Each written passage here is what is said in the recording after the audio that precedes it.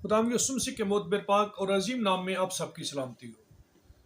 और एक बार फिर से मेरी तरफ से आप सबको शलूम, गुड मॉर्निंग एवरीवन। खुदाम आप सबको बरकत दे और अपने जलाल के लिए इस्तेमाल करे। मेरे जीजो, आज हम बात करेंगे खुदाम के कलाम में अक़दस में से मुक़द्दस यूना नबी की मुनादी, निनवा के लोगों की तौबा और खुदा का रहम। आइए खुदा के कलाम में अक़दस में से देखते हैं। निनवा को अकॉर्डिंग टू बाइबल मुक़द्दस हम देखेंगे और हिस्टोरिकली पॉइंट ऑफ व्यू से निनवा जो था ये बाइबल मुक़द्दस के मुताबिक एक कदीम शहर है। और ये शहर जो था ये असूर का दारुल हुकूमत था। और जहाँ तक कि नहीं, ये आजकल के दौर में अगर देखें तो ये इराक के शहर मूसल के करीब जो ये वाक़ था। और कलाम खुदा के मुताबिक अगर देखें तो पैदाइश की किताब उसका 11वां बाब अगर आप पढ़ते हैं तो वहाँ हमें ये पता चलता है कि ये शहर जो था ये नमरूद ने बनाया था। ये नमरूद जो था इसके मतलब कहा जाता है कि ये एक जंगी सूरमा था कलाम अक़दस के मुताबिक। और एक रवायत जो है वो हमें ये मिलती है कि इसके पास जो था मुक़द्दस आदम को वो कुर्ता जो खालिक़ कुल ने उसे पहनाया था उसकी सतरपोशी के लिए वो था। और जब वो पहनता तो उसमें एक बड़ी पावर और एक अनाइटिंग, एक कुदरत आ जाती जिसके सबब से उसके सामने कोई शख्स, कोई जानवर, कोई चीज़ ठहर नहीं सकती। इस सबब से ये एक जंगी सूरमा था। और खुदा का कलाम इस बात की अक्कासी करता है कि यूना को खुदा की ज़ात अक़दस ने भेजा कि वो जाए और निनवा में मुनादी करे। हम यूना की ज़िंदगी के बारे में देखते हैं कि जब खुदा की ज़ात अक़दस ने उससे कहा तो वो बजाय निनवा जाने के वो तरसीस को चला गया। पर खुदा की ज़ात अक़दस ने जहाज़ में तूफान को समुद्र में भेजा जिसकी वजह से जहाज में से उसे, आप इस स्टोरी से वाकिफ हैं, नीचे फेंकना पड़ा। जब वो नीचे फेंका जाता है तो एक मछली को खुदा की ज़ात ने मुकर्रर किया और मछली जो है वो उसे लाकर दूसरी जगह पर बाहर किनारे पर फेंकती है, साहिल पर, जहां निनवा शहर जो था मौजूद था। मेरे चीज़ों में मुख्तसर ये बात करना चाहता हूँ।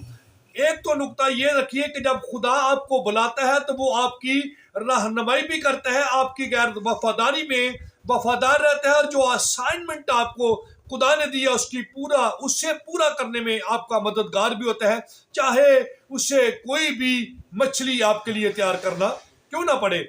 फिर एक और बात भी है, मर्द खुदा मुक़द्दस यूना ने दुआ की है, मछली के पेट में खुदा से इस्तदा की और खुदा ने उस पर रहम कर दिया और उसे वही फरीज़ा उसका बख्शा जो उसके पास उसे सौंपा गया था। और आगे देखते हैं खुदा के कलाम अक़दस में कि अगर इस हिस्ट्री को देखें तो ये निनवा शहर जो है जहाँ ये कदीम और अजीम और बड़ा शहर था। यूना 3 और 3 बाब की हम 3 और 4 5वीं मुबारक में देखते हैं। ये नंबर 1 ये कदीम था और बड़ा और अजीम शहर था। नंबर 2 ये बदी और गुनाह का शहर भी कहलाता है।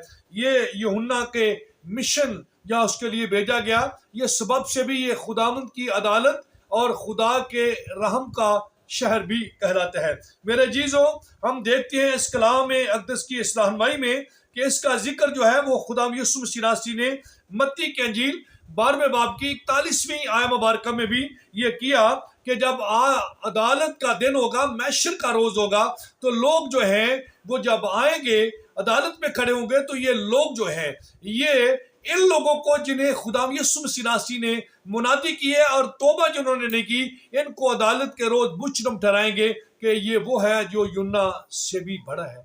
मेरे जीजों, आप लोग जानते हैं यूना की कहानी को, इस वाक्य को जो खुदा के कलाम अक़दस में बयान किया गया है कि यूना जब वहां जाता है तो ये उस शहर को में जाकर मुनादी करता है जिसकी 3 दिन मुसाफत की राह थी।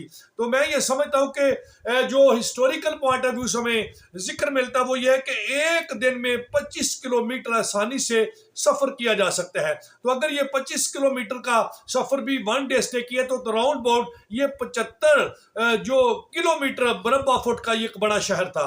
तो यूना ने 3 दिन तक मुनादी की है कि तुम्हारा शहर जो है वो 40 दिन के बाद ये खुदा निनवा को तबाह बर्बाद कर देगा।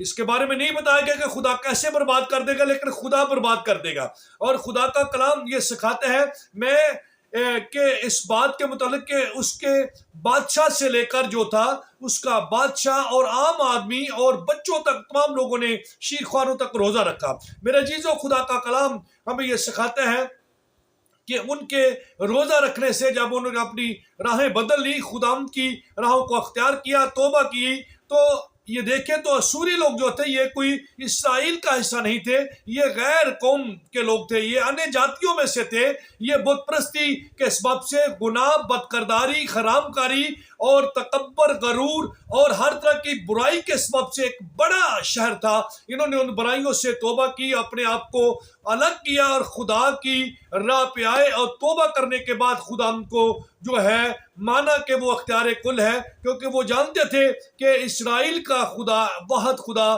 اور معبود حق اور سب سے بڑا دیوتا ہے جو تمام چیزوں پر اختیار کل رکھتا ہے۔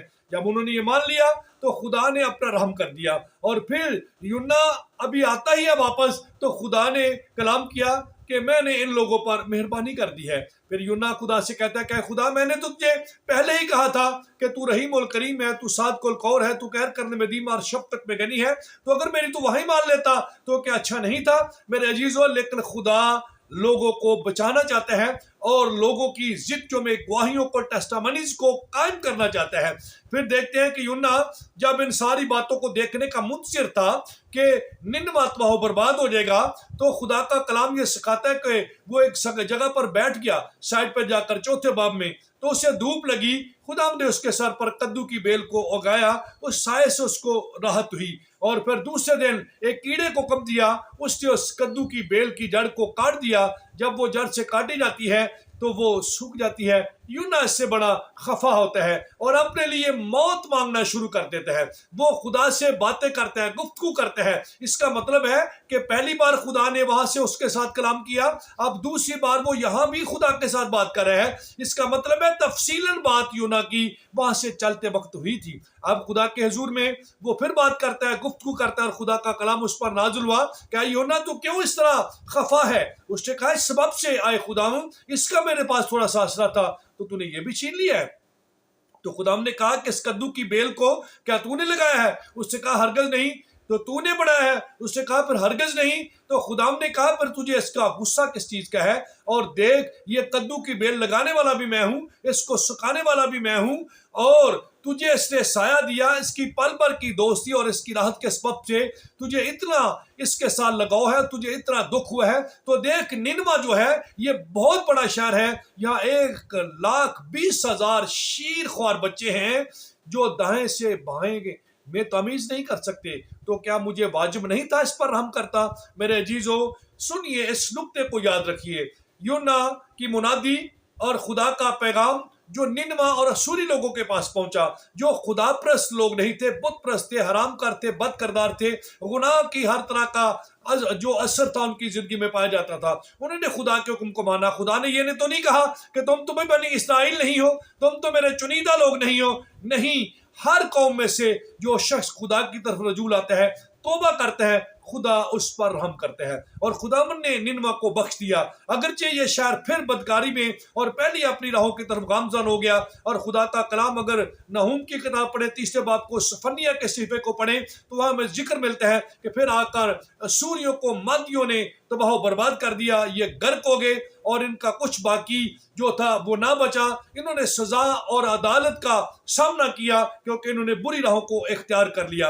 اگرچہ یہ بعد میں تباہ ہو گیا، لیکن میرے عزیزو جب انہوں نے خدا کے حضور میں توبہ کی تو خداوند نے رحم کر دیا، ان کو بحال کر دیا، اور ان کی زندگی، ان کا جیون، ان کا مال معاشی، ان کے گھر بار، سب کچھ خداوند نے ان کے پھر سے ہاتھ میں کر دیا۔ میرے جیزو اگر آج بھی ہم خدا کے حضور میں توبہ کریں تو ہمارا خدا جو ہمارے ملک کے پیارے پاکستان پر عذاب نازل ہو رہا ہے، پانی کی صورت میں، فلڈ کی صورت میں، عذاب کی صورت میں، قحط کی صورت میں، تو خدا اسے ٹالنے کی قدرت رکھتے ہیں اگر میں اور آپ بھی خدا کے حضور دعا اور روزے میں ٹھہریں۔ اس کا مکاشفہ تو بڑا ہے، 3 دن کا روزہ، 3 دن کا بہت بڑا ایک ذکر ہے۔ میں یہ سمجھتا ہوں بھیڑ بھی 3 دن سے بھوکی تھی جب خدا نے اسے کھانا کھلایا۔ میں ایمان رکھتا ہوں اگر آپ لوگ بھی اگر 3 دن تک خدا کے حضور ترساں ہو اپنے ملک پاکستان کے لیے، تو ہمارا پیارا خدا ہمیں پیارا پاکستان بخش دے گا، ہمارے ملک سے یہ طوفان یہ عذاب یہ سیلاب جاتے رہیں گے